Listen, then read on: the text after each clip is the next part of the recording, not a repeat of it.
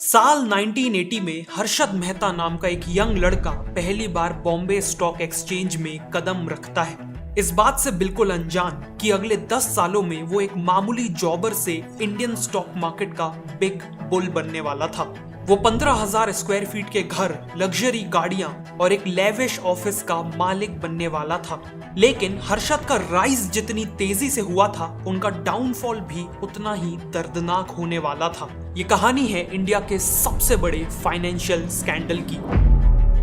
साल 1973, शहर रायपुर। 18 साल का हर्षद अपनी लाइफ से हताश हो चुका था। फादर का बिजनेस और हेल्थ दोनों ही कोलैप्स होते जा रहे थे, लेकिन हर्षद इस सिचुएशन को बदलना चाहता था। इसीलिए अपनी किस्मत आजमाने के लिए वो एक ऐसे शहर के लिए निकल पड़ा जो उसकी जिंदगी बदल के रख देने वाला था। सपनों का शहर मुंबई। मुंबई में उन्हें लाला लाजपत राय कॉलेज में एडमिशन मिल गया और साथ में वो छोटे मोटे काम करने लगे। उन्होंने प्लास्टिक स्क्रैप को कलेक्ट करके बेचने से शुरुआत की और इवन सीमेंट की ट्रेडिंग की। कई बार तो उन्होंने पैसे बचाने के लिए खुद मटेरियल को कैरी करके डिलीवर किया। अगले कुछ सालों में हर्षद की पूरी फैमिली भी रायपुर से मुंबई शिफ्ट हो गई। 1977 में कॉलेज खत्म होने के बाद हर्षद ने न्यू इंडिया एश्योरेंस कंपनी में 600 रुपए की सैलरी पे क्लर्क की जॉब ले ली और उनके भाई अश्विन मेहता ICICI में जॉब करने लगे। जॉब के साथ भी दोनों साइड बिजनेसेस करते थे, लेकिन अगले 2 सालों में कई बिजनेसेस ट्राई करने के बाद भी वो एक बड़ा बिजनेस नहीं बना पाए थे। इसीलिए एक दिन उन दोनों ने डिसाइड किया कि वो अब स्टॉक मार्केट में अपनी किस्मत आजमाएंगे। उस समय BSE में एक ट्रेडिंग रिंग होती थी जहां शेयर्स को मैन्युअली खरीदा और बेचा जाता था, क्योंकि उस समय इलेक्ट्रॉनिक ट्रेडिंग इंट्रोड्यूस नहीं हुई थी। इस ट्रेडिंग रिंग में केवल जॉबर्स और ब्रोकर्स को जाना अलाउड था। एक जॉबर का काम होता था अपने क्लाइंट के बिहाफ में शेयर्स को खरीदना और बेचना। हर्षद ने ट्रेडिंग होते देख ठान लिया कि वो खुद भी इस रिंग में एंट्री करके डील्स करेंगे, लेकिन इसके लिए उन्हें जॉबर बनना जरूरी था। उन्होंने P अंबालाल नाम के ब्रोकर के पास जॉबर बनने की रिक्वेस्ट की और उन्हें बहुत कोशिश के बाद जॉबर का बैज मिल गया। लेकिन एक जॉबर के तौर पे उनका पहला ही दिन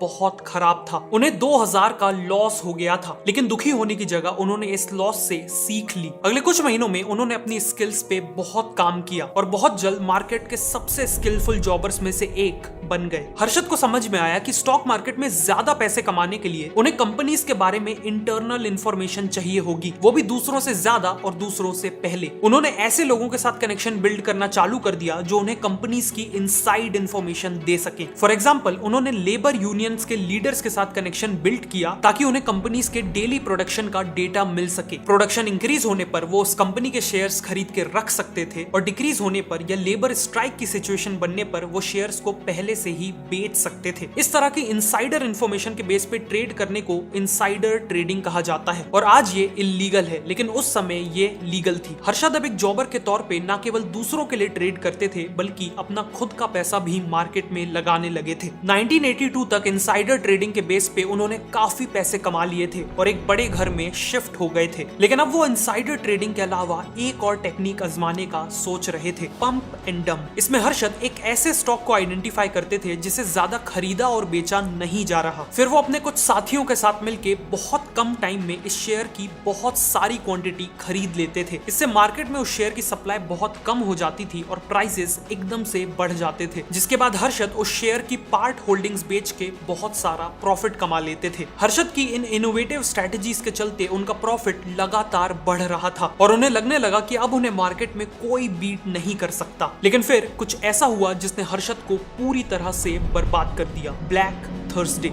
18 मार्च 1982 को स्टॉक मार्केट की शुरुआत नॉर्मली हुई, लेकिन फिर करीब 2 बजे मार्केट तेजी से क्रैश करने लगा और क्रैश होते देख सभी लोग पैनिक सेलिंग करने लगे। 15 मिनट के अंदर अंदर मार्केट ने उस सेंचुरी का फास्टेस्ट फॉल देखा था। 10 लाख के लॉस के साथ हर्षद ऑलमोस्ट बर्बाद हो चुके थे। ब्रोकर्स के पैसे चुकाने के लिए हर्षद को अपनी वाइफ की ज्वेलरी तक गिरवी रखनी पड़ी थी। अगले कुछ महीनों तक घर का पूरा खर्च अश्विन की वाइफ ने उठाया, जो एक फ्रीलांस ब्यूटिशियन थी। लेकिन फिर जून 1982 में हर्षद और अश्विन ने डिसाइड किया कि वो मार्केट में दोबारा एंट्री करेंगे और इस बार वो खुद की स्टॉक ब्रोकिंग फर्म खोलेंगे और लोगों को स्टॉक मार्केट कंसल्टिंग ऑफर करेंगे। उन्होंने एक बहुत ही छोटे ऑफिस से शुरुआत की, ग्रो मोर कंसल्टेंट्स की। वैसे छोटी शुरुआत से याद आया कि कंटेंट क्रिएटर के तौर पे मेरी खुद की शुरुआत भी काफी सिंपल थी। मैं अपने इस OnePlus 7 को बुक्स के ऊपर रखकर खुद को रिकॉर्ड करता था और ऑडियो रिकॉर्ड करने के लिए कोई माइक नहीं बल्कि अपने लैपटॉप को यूज करता था। बट फिर इंस्टाग्राम और यूट्यूब चैनल के ग्रोथ के साथ साथ साथ मैंने अपने इक्विपमेंट्स, स्टूडियो और टीम को अपग्रेड किया। लेकिन इस ग्रोथ के साथ ही फाइनेंशियल मैनेजमेंट भी काफी कॉम्प्लेक्स होने लगा। मल्टीपल पेमेंट्स, जीएसटी, इनवॉइसिंग और अकाउंटिंग करना काफी हेक्टिक हो गया और मेरे जैसे लाखों बिजनेस ओनर्स भी यही सेम प्रॉब्लम फेस करते हैं। लेकिन अब और नहीं, क्योंकि इसी प्रॉब्लम को सॉल्व करने अब आ चुका है वीगोफिन। वीगोफिन के यूज ने मेरे पूरे बैंकिंग एक्सपीरियंस को सीमलेस बना दिया है। फ्रीलांसर्स को पेमेंट करनी हो या स्पॉन्सरशिप फीस कलेक्ट करनी हो, वीगोफिन के कलेक्शन और डिस्बर्सल फीचर से ये काफी इजी हो जाता है। फॉर एग्जांपल, पेमेंट कलेक्ट करने के लिए मैं क्लाइंट को सिंपली पेमेंट लिंक भेज सकता हूँ। इनके इनवॉइसिंग सिस्टम से भी काफी easily GST compliant invoices generate और सेंड हो जाते हैं और इनके एक्सपेंस मैनेजमेंट टूल से बजट हमेशा कंट्रोल में रहता है। साथ ही वीगोफिन अकाउंटिंग को फुली ऑटोमेट कर देता है और टैली जैसे अकाउंटिंग टूल से स्विफ्टली इंटीग्रेट भी हो जाता है। और फाइनली कुछ ही क्लिक्स में मैं अपने टीडीएस और जीएसटी कंप्लायंसेस को कंप्लीट कर सकता हूँ। बेस्ट पार्ट ये है कि ये सारी चीजें एक ही यूजर फ्रेंडली वीगोफिन प्लेटफॉर्म पे होती है। डिस्क्रिप्शन और पिन कमेंट में मैंने इसका लिंक दिया है, आप इसे जरूर खुद ट्राई कीजिए। अब कहानी पे वापस आते हैं। ग्रोमोर का ऑब्जेक्टिव था वेल्दी लोगों को पोर्टफोलियो मैनेजमेंट सर्विस प्रोवाइड करना। बेसिकली उनका सरप्लस मनी मार्केट में इन्वेस्ट करके उन्हें हाई रिटर्न्स दिलवाना। अश्विन के फादर इन लॉ ने इन्हें 4 लाख रुपए दिए और एक सीए से इन्हें 1 लाख रुपए मिले और इसी तरह ग्रोमोर कंसल्टेंट्स का बिजनेस चालू हो गया।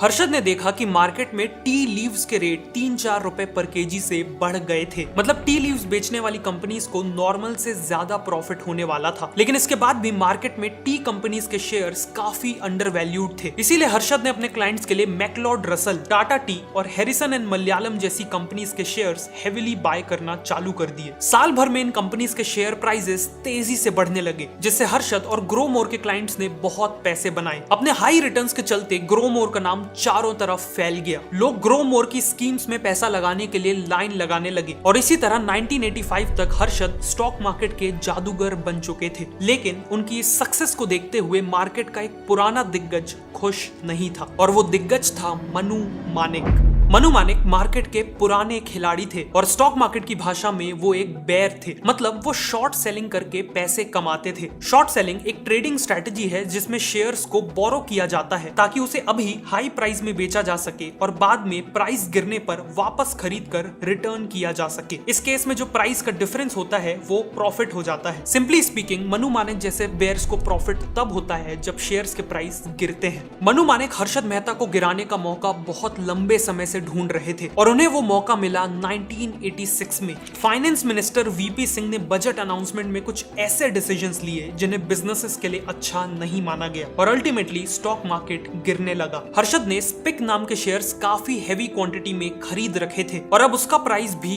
गिर रहा था। अपॉर्चुनिटी को देखते हुए मनु मानेक और उनके बेयर गैंग ने स्पिक में हैवी शॉर्ट सेलिंग की और उसके प्राइस को और भी ज्यादा गिरा दिया। हर्षद ने बीएससी से मार्जिन लेके, बेसिकली लोन लेके स्पिक में पैसे लगाए थे। इसीलिए बेयर गैंग ने रूमर्स फैला दी कि हर्षद को 1 करोड़ से ज्यादा का लॉस हो गया है और अब वो स्टॉक मार्केट के ड्यूज नहीं चुका पाएगा। बेसिकली मार्केट में ये खबर फैल गई कि हर्षद और ग्रोमोर कंसल्टेंट्स बैंकरप्ट होने वाले हैं, जबकि रियलिटी में हर्षद के पास लौटाने के लिए सफिशिएंट पैसे थे। अपनी और ग्रोमोर की रेपुटेशन बचाने के लिए हर्षद को जल्द ही कुछ करना था। ड्यूज लौटाने के लिए 14 डेज का समय मिलता था, लेकिन हर्षद ने सोचा कि रूमर को काउंटर करने का सबसे बेस्ट तरीका था सिंपली टाइम से पहले पेमेंट कर देना। इसीलिए उन्होंने 14 डेज एडवांस में ही सारी पेमेंट्स क्लियर कर दी और चाय की टपरी से लेकर ट्रेडिंग रिंग तक हर जगह अपनी एडवांस पेमेंट की खबर फैला दी। इससे उनकी रेपुटेशन और भी ज्यादा बढ़ गई और बेयर्स शॉक्ड रह गए। पर इस इंसिडेंट में हर्षद को 1.5 करोड़ के लॉसेस हुए, जो उनके लिए एक सिग्निफिकेंट सेटबैक था, लेकिन उन्होंने जल्द ही बाउंस बैक किया। ग्रोमोर ने छोटे इन्वेस्टर्स के साथ साथ इंस्टीट्यूशनल इन्वेस्टर्स के लिए काम करना चालू कर दिया और जल्द ही वो इंडिया के सबसे बड़े इंस्टीट्यूशनल ब्रोकर्स में से एक बन गए। लेकिन हर्षद के मन में एक बात खटक रही थी। वो जिंदगी भर ब्रोकर बन के दूसरों का पैसा स्टॉक मार्केट में नहीं लगाना चाहते थे। वो अब खुद एक बहुत बड़े इन्वेस्टर बनना चाहते थे। वो चाहते थे कि पैसा और प्रॉफिट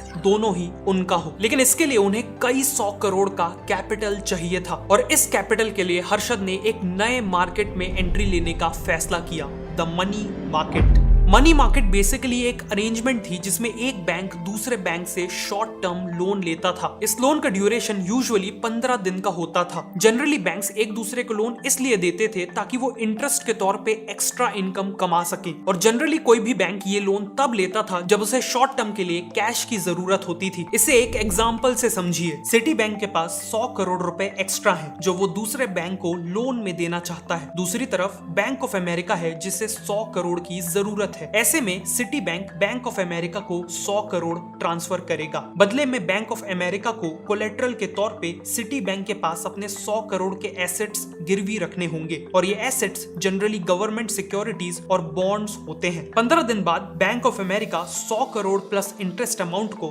सिटी बैंक को रिटर्न करेगा और गिरवी रखी हुई सिक्योरिटीज वापस ले लेगा। लेकिन एक कैच है, रियलिटी में बैंक्स कोलेट्रल के तौर पे कभी भी सिक्योरिटीज को सच में दूसरे बैंक को ट्रांसफर नहीं करते थे। इंस्टेड वो बैंक रिसीट्स यानी BR इशू कर देते थे। जैसे इस केस में 100 करोड़ के लोन के बदले बैंक ऑफ अमेरिका ने सिटी बैंक को अपने एसेट्स या सिक्योरिटीज नहीं दिए थे, बल्कि एक BR यानी बैंक रिसीट दी थी। बेसिकली ये BR बैंक ऑफ अमेरिका का सिटी बैंक को प्रॉमिस था कि अगर हम लोन रीपे नहीं कर पाए तो हमारे एसेट्स आपको मिल जाएंगे। BRs का यूज इस पूरी प्रोसेस को स्मूथ और कन्वीनियंट बनाने के लिए होता था। दो बैंक्स के बीच हुए इस पूरे ट्रांजैक्शन को RFD यानी रेडी फॉरवर्ड डील्स कहा जाता था, और इन रेडी फॉरवर्ड डील्स को मनी मार्केट के ब्रोकर्स फैसिलिटेट करते थे, जिसके लिए इन ब्रोकर्स को ब्रोकरेज यानी एक फीस मिलती थी। और अब हर्षद मेहता यही ब्रोकर बनना चाहते थे। हर्षद ने देखा कि सिटी बैंक, अजय कयान और हेमंत कोठारी जैसे कुछ लोग मिलके मनी मार्केट में एक कार्टेल चलाते हैं और पूरे मार्केट को कंट्रोल करते हैं। बेसिकली ये कार्टेल किसी भी नए ब्रोकर को मनी मार्केट में एंटर करने नहीं देता था। हर्षद ने इनसे डील करने के लिए ऐसे बैंक्स को आइडेंटिफाई किया जो कार्टेल के कंट्रोल से खुश नहीं थे, जैसे बैंक ऑफ अमेरिका और ANZ ग्रिंडलेस बैंक। हर्षद ने इन्हें अपनी ब्रोकिंग सर्विसेज ऑफर की और इन बैंक्स के साथ मिलके खुद का ही एक काइंड ऑफ कार्टेल बना लिया। 2 साल के अंदर अंदर हर्षद मनी मार्केट के भी एक टॉप ब्रोकर बन चुके थे और ब्रोकरेज में अच्छा खासा पैसा कमा रहे थे। लेकिन वो मनी मार्केट में ब्रोकरेज कमाने नहीं आए थे। उनके दिमाग में मनी मार्केट का यूज करके स्टॉक मार्केट में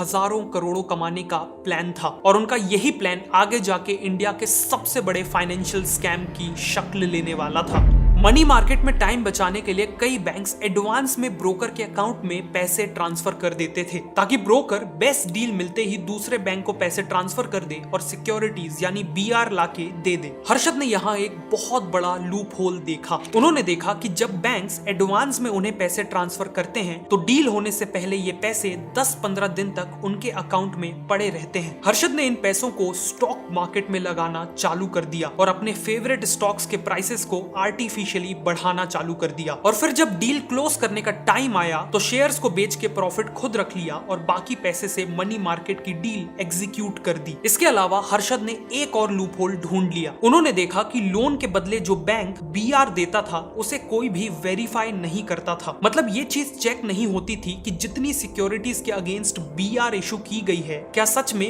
BR इशू करने वाले बैंक के पास वो सिक्योरिटीज है भी कि नहीं। इसे देखते हुए हर्षद ने कुछ छोटे बैंक्स जैसे बैंक ऑफ करद को ब्राइब देके उनसे फेक BRs बनवाना चालू कर दिया। इस केस में हर्षद एक बैंक से लोन का पैसा लेके सीधा स्टॉक मार्केट में डाल देते थे और बैंक ऑफ करद से फेक BR बनवा के लोन देने वाले बैंक को दे देते थे। इस तरीके से हर्षद के पास स्टॉक मार्केट में डालने के लिए पहले से ज्यादा पैसा तो होता ही था, साथ में ज्यादा समय के लिए भी होता था। 1990 से 1992 के बीच हर्षद ने इन पैसों को यूज करके मार्केट को आसमान में पहुंचा दिया। मई 1990 में जो सेंसेक्स करीब 800 पॉइंट्स पे था, वही सेंसेक्स अप्रैल 1992 तक करीब 4,500 पॉइंट तक पहुंच गया। मतलब ऑलमोस्ट 460% की ग्रोथ केवल 2 साल में। हर्षद मेहता के फेवरेट स्टॉक्स जैसे ACC तो 300 से बढ़कर 10,000 का प्राइस क्रॉस कर चुके थे और अपोलो टायर्स का प्राइस भी 10 गुना बढ़ गया था। मनु मानेक और बाकी बेयर्स की मार्केट को नीचे लाने की कई कोशिशों के बाद भी मार्केट लगातार ऊपर जा रहा था, क्योंकि अब हर्षद के पास मार्केट को ऊपर ले जाने के लिए पैसे का पूरा खजाना था। पैसे आते ही हर्षद ने 15,000 स्क्वायर फीट का एक लेविश पेंट हाउस खरीद लिया था। 29 कार्स थी, जिसमें इंडिया की पहली इंपोर्टेड लेक्सस कार भी शामिल थी, और इन सब के साथ हर्षद को मिला था एक नया नाम, द बिग बुल। मार्केट में हर्षद की इन्फ्लुएंस इस हद तक बढ़ चुकी थी कि वो जिस शेयर में हाथ डालते उसका प्राइस बढ़ने लगता था। जब उन्होंने माजदा इंडस्ट्रीज के शेयर्स खरीदे तो उसका प्राइस तो बढ़ा ही, लेकिन एक दूसरी कंपनी जिसका नाम स्वराज माजदा था उसके प्राइसेस भी बढ़ने लगे, सिंपली बिकॉज उसके नाम में माजदा था और लोगों को लगा कि हर्षद ने इस कंपनी के शेयर्स खरीदे हैं। मीडिया ने भी हर्षद को लार्जर देन लाइफ दिखाना चालू कर दिया था। वो बिजनेस इंडिया और बिजनेस टुडे जैसी मैगजीन्स के कवर पे थे। मीडिया उनके लेविश टेरेस और कार्स के कलेक्शन को दिखा रहा था और उन्हें इंडिया का हाईएस्ट इनकम टैक्स पेयर भी बता रहा था। लेकिन ये पैसा, फेम और सक्सेस हर्षद के सर पर चढ़ते जा रहे थे। वो अपने आप को भगवान मानने लगे थे। इतनी सक्सेस के बाद भी वो रुकना नहीं चाहते थे। इनफैक्ट उन्होंने global investment bank Merrill Lynch और टाटा की टेल्को कंपनी से ज्यादा प्रॉफिट्स कमाने के टारगेट्स सेट कर लिए थे। लेकिन डेस्टिनी ने उनके लिए कुछ और ही प्लान्स बना रखे थे। बहुत जल्द उनका एक दर्दनाक डाउनफॉल होने वाला था।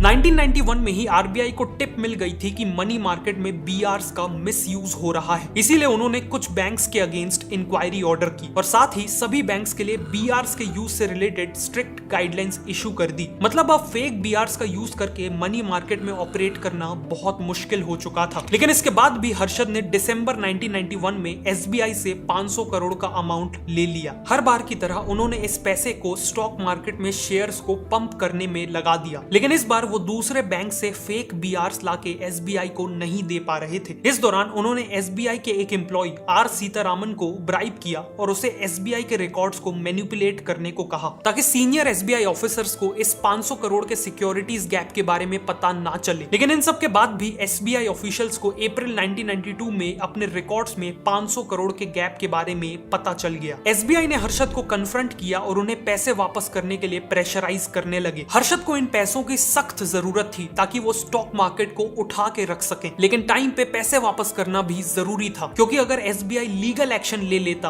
तो उनका पूरा स्कैम सबके सामने आ जाता। अश्विन ने सजेस्ट किया कि हर्षद अपने स्टॉक्स को बेच दें और एसबीआई को पैसे रिटर्न कर दें। लेकिन हर्षद ऐसा नहीं करना चाहते थे ताकि वो कैपिटल गेन्स टैक्स से बचे रह सकें। हर्षद ने एसबीआई से कुछ टाइम मांगा और एक दूसरे बैंक एनएचबी से पैसे उठा लिए और एसबीआई को इंस्टॉलमेंट्स में पैसे लौटाने लगे। लेकिन तब तक बहुत देर हो चुकी थी। टाइम्स ऑफ इंडिया की रिपोर्टर सुचेता दलाल को इस पूरे केस के बारे में पता चल गया और उन्होंने 23 अप्रैल 1992 में फ्रंट पेज खबर छाप दी कि एसबीआई के अकाउंट से 500 करोड़ रुपए गायब थे और उसके पीछे बिग बुल यानी हर्षद मेहता का हाथ था। इस एक्सपोजे के चलते पार्लियामेंट में सरकार के खिलाफ आवाज उठने लगी और सरकार ने पैनिक करके हर्षद के ऊपर इनकम टैक्स, आरबीआई और सीबीआई की इन्वेस्टिगेशंस चालू कर दी। एक एक करके मनी मार्केट और स्टॉक मार्केट का पूरा स्कैंडल सामने आने लगा। पूरे देश को पता चल गया कि कैसे बहुत चालाकी से बैंक का पैसा यूज करके सालों तक स्टॉक मार्केट को आर्टिफिशियली इन्फ्लेट किया गया। स्टॉक मार्केट में भी पैनिक फैल गया। हर्षद मेहता के स्टॉक्स का हाल सबसे ज्यादा बुरा हुआ और रिटेल इन्वेस्टर्स के भी लाखों करोड़ों डूब गए। बैंक ऑफ करद और मेट्रोपॉलिटन कोऑपरेटिव बैंक, जिनसे हर्षद ने फेक बीआरस बनवाए थे, वो बैंक्स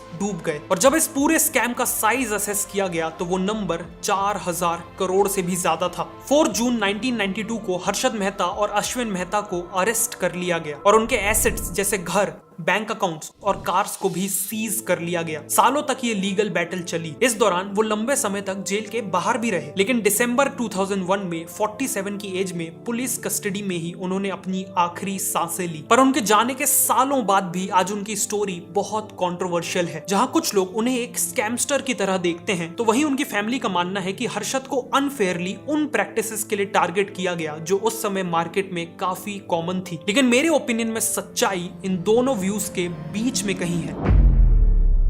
अगर आपको यह वीडियो अच्छी लगी तो मैं रिकमेंड करूंगा कि आप नेक्स्ट इस वीडियो को देखें।